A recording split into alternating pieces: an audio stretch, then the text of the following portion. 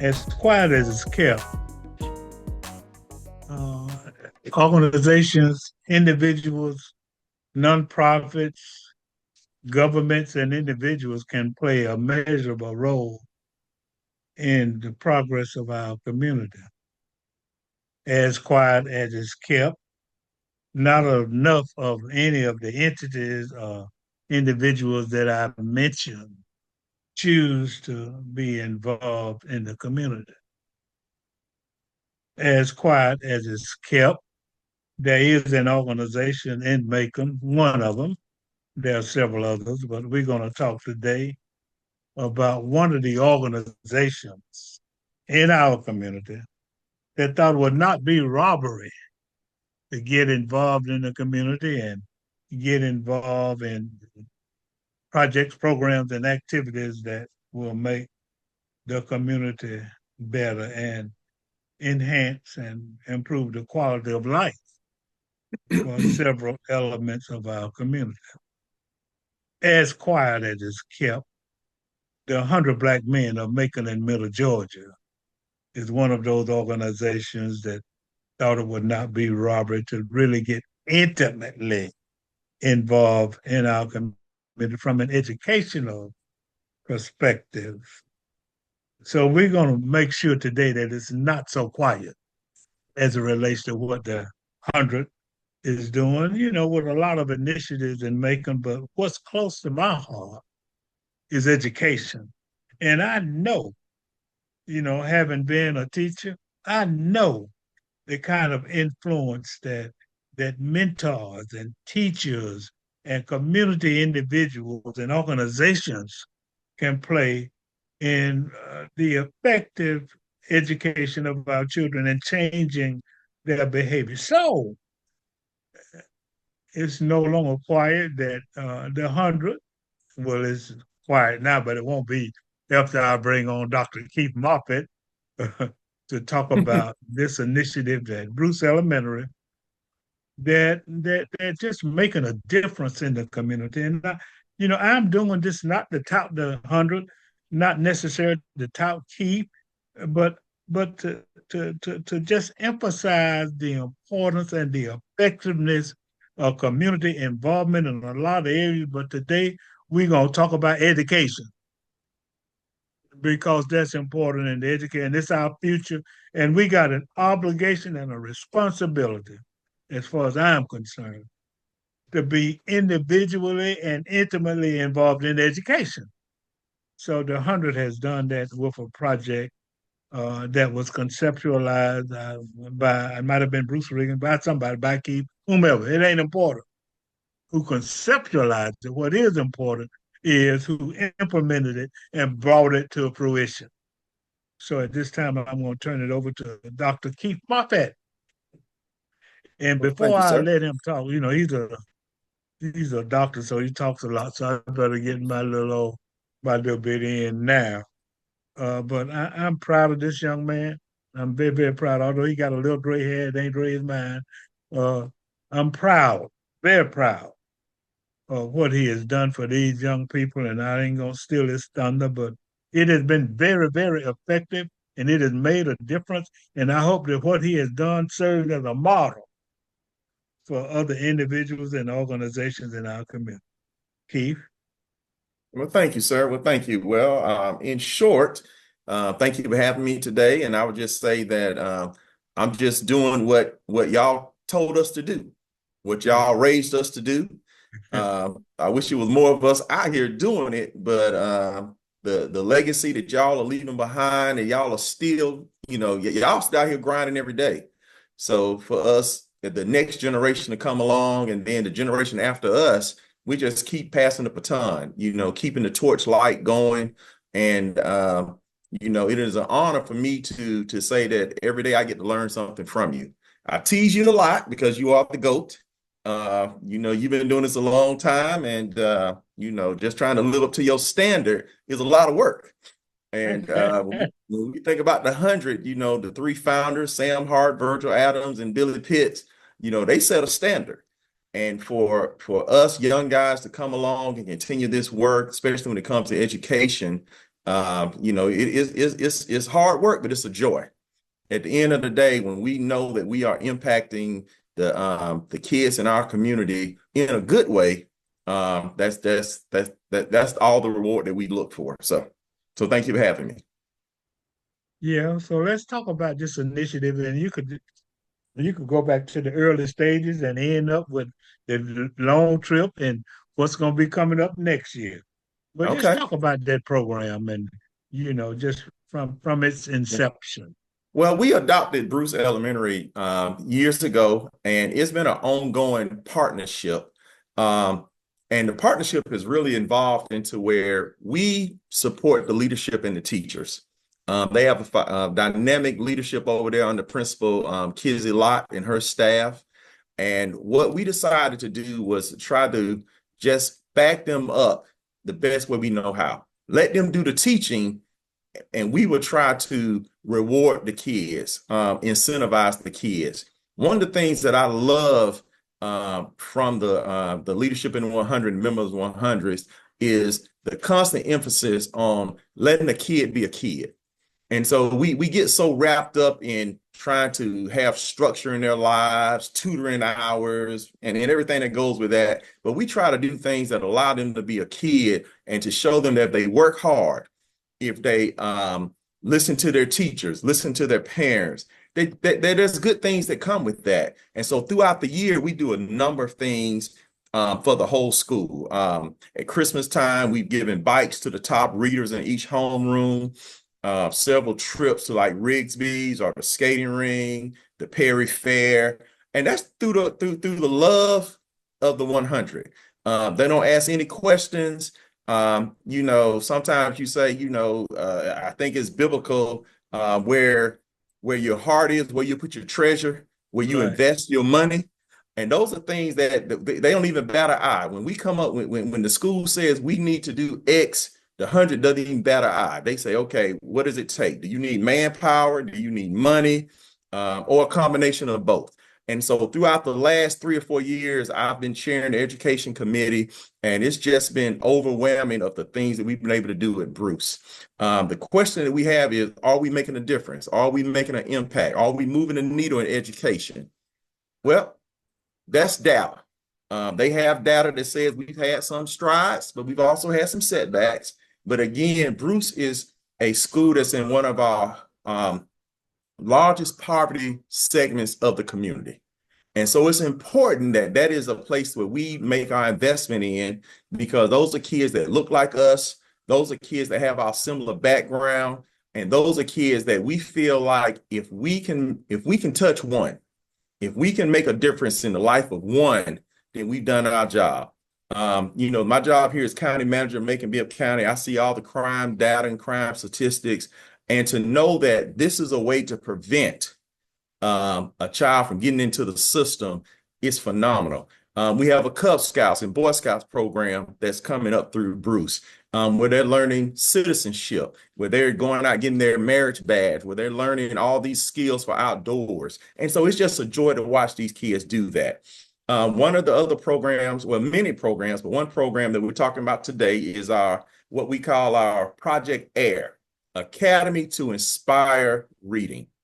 And what that is that we're not teaching them to read. We're trying to get them to have a love of reading. Now, we know the world is different. When we came up, it was the 3 R's and everything. But now learning is different. But you still got to know how to read. You still got to know how to write. And so one of the things we do is we try to emphasize whatever incentive we do is around their reading activities, whether it's so many books in a month, whether it's so many reading activities, financial literacy. Well, financial empowerment is a part of that too. We say literacy kind of has a negative connotation to it that you can't do it. So we try to use the word empowerment. So the financial empowerment classes where we're trying to remind kids how to, count money. And because even though everything is plastic and a credit card, wealth still has a value to it. And so part of our reading is also that financial empowerment piece that we connect. So let me say where all this is going. So we do all these activities through the year. And at the end of the year, the leadership is able to put together well, if you say a point system or however they select the kids, and those kids are rewarded with a trip. Last year, we took them to Washington, D.C., and we flew them to Washington, D.C. right out of the Macon airport. That was some of the kids' first time on an airplane. While in Washington, they got to go to all the big sites. And while they were at the Capitol, they ran into former Vice President Mike Pence, who saw them and came over and asked to take a picture with them. And so it was just a phenomenal to see those kids and, looking at Washington Monument, the White House, things like that. And so this year, we, at our national conference for 100 Black men in New Orleans, we felt like it was good for them to go see us in action. And so that's what we did. So we rented a bus. We put 24 kids on the bus, 8 high school students, and then 8 kids students from Fort Valley, which is our Collegiate program. And we did a 6-hour or 7-hour bus ride to New Orleans. Now, what's so significant about that is I tell you, they got a phenomenal leadership there. The leadership said, hey, while we're on the way to New Orleans, let's stop off in a city on the way there and learn something. And on the way to Montgomery, on that trip in Montgomery, they stopped at the Civil Rights Museum there.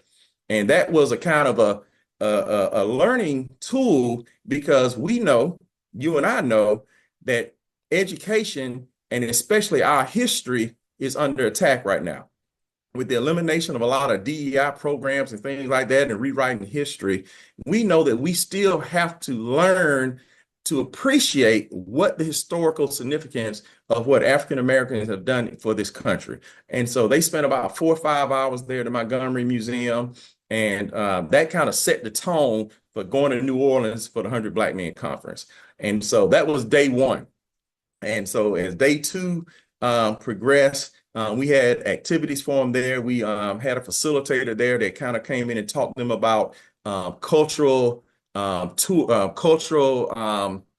the word that she used? Cultural advancement. When you go look at different cultures, in New Orleans, they got that little, talk about the little dialect they use, you heard me and things like that. And, when you're out and about in different cities, things you can do. So they started with a class doing that.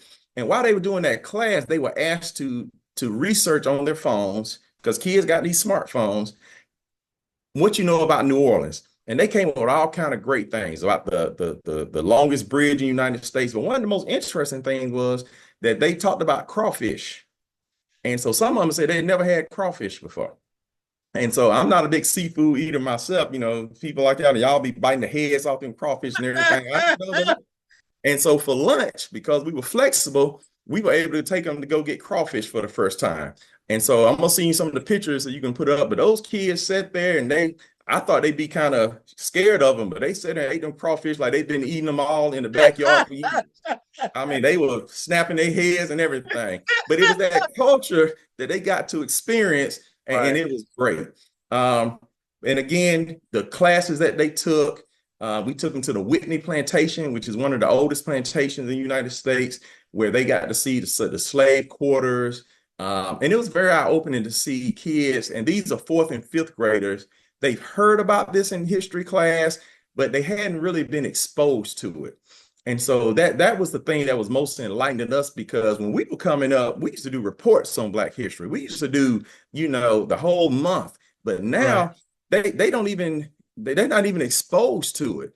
One of the big things at the 100 conference is the African American history competition, kind of like a quiz bowl competition where they get to compete on just all subjects of African American history. And so the elementary kids get to watch the high school kids that we took participate in this competition. So 4 junior high and 4 senior high participate in this competition with kids all around the nation. The 100 Black Men Conference is from all the chapters around the nation. So that was, again, exposure, having these kids compete on the big stage. And so that was just a fabulous, fabulous competition, and got to do that. And at the same time, we allowed them to be kids. While they were there, we took them bowling.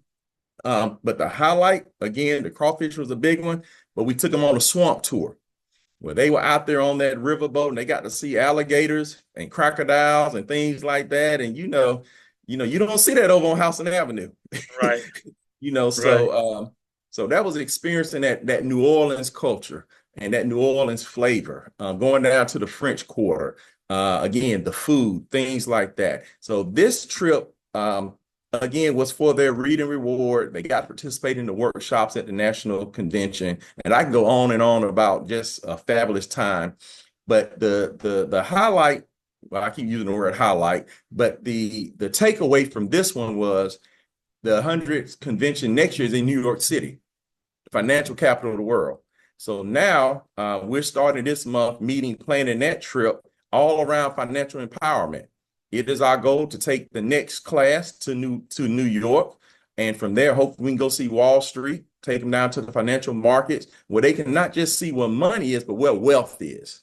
Because that's what we are trying to I'm still trying to learn it myself. Shaq said the difference between being rich and wealthy. Rich people get the check, wealthy people sign the check. And so we're trying to show our next generation financial empowerment.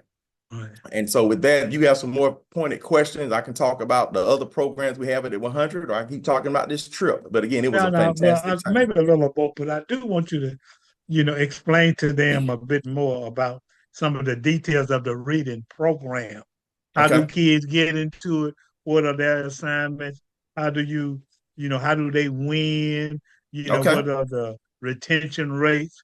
What kind of signs of progress have you seen in it? So talk a little bit specifically, because what we want people to understand is that there are a lot of ways to get involved in the community, particularly in education, and then as you talk, you might want to make some suggestions to other people in and around the community who may want to get involved. They got a reading program and things of that nature. So talk specifically about the program at Bruce, but while you're talking, kind of embrace, some other activities in other schools and from other people that, we can do to improve. Because I'm very concerned, and I know the role that we all ought to know the role that education plays in our community and the kind of difference it can make to have our kids being serious about education and talk about, making their butt stay in school too. We got a that's what I was going to start with. Problem. All right, I was going to start with the truancy, because that's one thing that we do know, that you can't learn if you're not there. And so I believe it was either 2 or 3 years ago where the school system had some what they call the ARPA money, some of the federal money. And so Principal Lott was able to hire a part-time truancy person, where that person's job was to call kids that were not in school. And so from there, she was able to show the data that the truancy rate went from in the high 40% down to 30%. Now, what that means is that by calling parents and saying, hey, why your child not in school, they were bringing them to school. And so it almost cut that truancy rate in half for that year.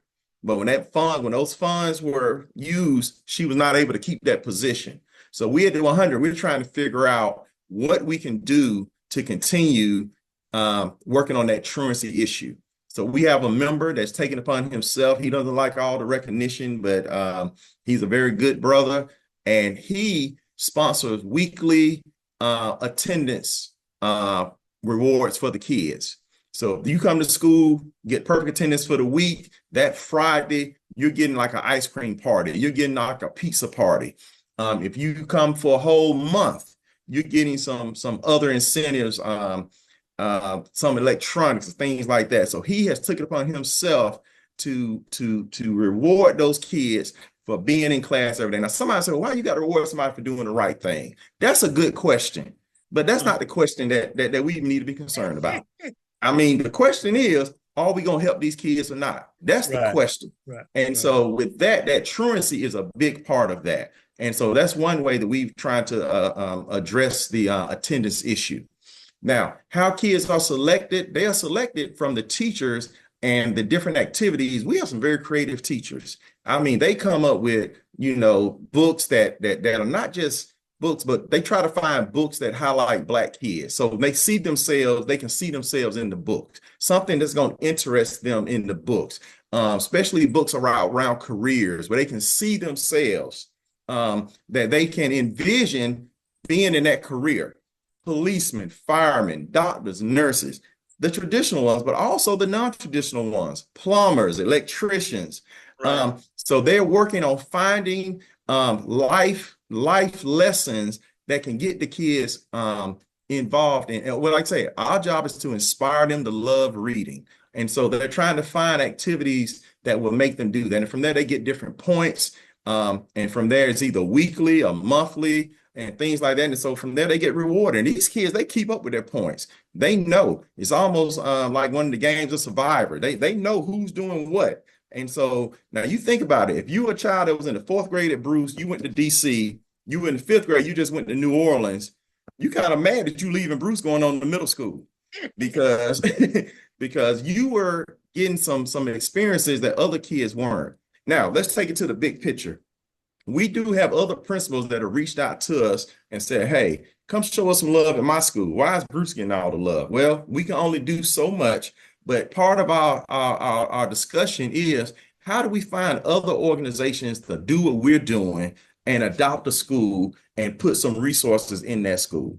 And that's what we're asking our partner organizations, the fraternities, sororities, not that they're not already doing things, but to also step up a little more and have a singular focus on an activity at a school and maximize it. That's one thing that if you do it with that intentional love, that this is what we're going to focus on, you will see a difference. We talk about financial empowerment. Coming up to Christmas last year, we were giving out bikes, and we've done it like 3 years in a row. And bikes are great. We want kids doing athletic things out. But then somebody said, it'd be good if we kind of taught them the value of shopping at Christmas time. And so we created a program, and we gave the top two readers in each homeroom, we gave $150, $100 to go spend at Walmart that they could buy anything, whether it's for themselves or for their families for Christmas, and then $50 we put into a savings account for them. But let's talk about the first part. So the ones that were selected, we met them at Walmart, I believe it was on a Saturday morning, and gave each one of those kids $100. And believe it or not, they were not selfish. They were shopping for their brothers and sisters. Because before that, we gave them a class on the value of $1. We talked about giving yourself a budget and those things. And they were actually breaking out their notes and looking at, okay, if I spend this $5, I know I got to include taxes in it. This is what I'm going to have left. Right. I mean, so it's those things that children, give them the opportunity, they will step up to the plate. And so that shopping spree was great around Christmas time. And not saying that the kids didn't have, but the fact that they were realizing that it was the fruits of their labor that they were able to buy for themselves, buy for their brothers and sisters, buy for their parents or extended family, they felt great about themselves. And so that was something that, you just can't put a price tag on. Coming up to the spring, getting ready for the testing, we decided to do a block party. So we brought a DJ up to the school, set up a movie screen in the gym. And, again, what y'all say, let a kid be a kid. Let them know, okay, you can have fun, but at the same time, you got to get your work. You got to do your lesson. But if you do this, these are the rewards that you will have. And so when you talk about how they're selected, the teachers put together these different programs. And, and sometimes, we kind of fudge a little. Every child probably didn't make what they needed to make that week, but we don't want to exclude any child that want to have fun. But it gives them a reason. Next time, I'm going to make sure that I do what I'm supposed to do. Another great activity that we do is an etiquette dinner. So every year around Thanksgiving, we hire a facilitator to come in, and we teach them proper table manners, because at some point they're going to be in a nice restaurant. At some point they're going to be around somebody's table, and they need to know what you say, the B and the D. Your drink is on this side, your bread is on this side. If you got all these knives and forks, you need to know how to use them. And so that etiquette teacher gets on me all the time. It happened to be my wife, Dr. Melinda Robinson Moffett. I don't always use proper etiquette, but I do respect and know that there's a time and place for everything. And you ought to see Right. those kids trying to cut them steaks and everything, or trying, Right. use proper, but because it makes a difference. You Right. got to be able to adapt to your surroundings. And we're just trying Right. to expose them to those different surroundings. But to go back and answer your question about how kids are selected, every child at Bruce is available for these incentives. But we do have certain programs that we ask the principal to look at the data and see who are some of our top struggling young men. At the 100 Black Men, we focused on some of the young men. So last year we did a Saturday morning extracurriculum course where 12 young men were selected to participate, and they came every Saturday morning. Remember, we talked about some of those bicycles we gave away. Some of them rode their bikes to come to that Saturday morning class of extra instruction for 3 to 4 hours on Saturday morning. And that was phenomenal. And they were coming on their own because they were learning to love to read. And so Right. from there, that project of AIR, Academy to Inspire Reading, had all those components, but that Saturday morning was the big part Right. of the Right. program. Right. Well, that is so outstanding. Well, that is nothing short of phenomenal. We're gonna wear that word to death because that's what applies today. That's right. You know, it is just phenomenal. And I just want to congratulate you. I want to congratulate the 100. And then I want to motivate other individuals. If you can call the Board of Education, they can tell you, they got people who head up volunteerism, Yeah. so they can certainly tell you, where and how much and what it takes to be of assistance. I'm gonna try to get the Central Georgia Coalition of Black Businesses, to adopt the Mhm. school. I've just been motivated by what you're saying. So I just want to give a special shout out to you and also to the scouts, to the Boy Scouts. Yeah, Let me tell you all something. Scouting is a phenomenal program. it is. So if you can assist in getting scouting started Mhm. in a church or in a school, in a community, that will be an initiative that will pay deep rewards, And it makes a particularly. difference. I mean, when you think about the things that we took for granted that we learned at an early age, the Pledge of Allegiance, citizenship, those are things that scouting is reinforcing. And so that those programs that are much needed in our young Black men Right, and women. right, right. Well, I want to thank you, man. We used up the time and we've had, it's funny, you don't know what time it is when you're having fun. Yeah. So this is a call to action. I'm your host, Alex Habersham, uh, having interviewed Melinda Robinson There Moffitt's husband, you in go. the person of Dr. Keith Moffitt, who's also the Chief Administrative Officer for Macon Bibb and, the committee chair for the Education Committee for the 100 Black Men of Macon, Bibb, Central Georgia. So thank you, man. Thank you for all you do. And we'll be Thank you. showing some of the graphics All as right. you talk, Yeah. and we really appreciate it. And if you'd like to Yeah. learn more about that activity, then just give me a call at 478-338-1647. Or you can email Keith at what can they email you, Keith? Keith Moffett at yahoo.com. Keith Keith Moffett at Moffett Yahoo. at yahoo.com. And but again, I know we're short for time, but I want to thank every member of the 100 for all that you do, especially you, Brother Habersham. That trip to New Orleans would not have been possible if it was not for your hands. You put your fingerprints all on that and made that trip Well, possible. So thank you so much. well, I'm glad to do it. This is a call to action. I'm your host, Alex Habersham. Having interviewed Dr. Keith Moffett. I'm going to give him his identity back. Have a great day.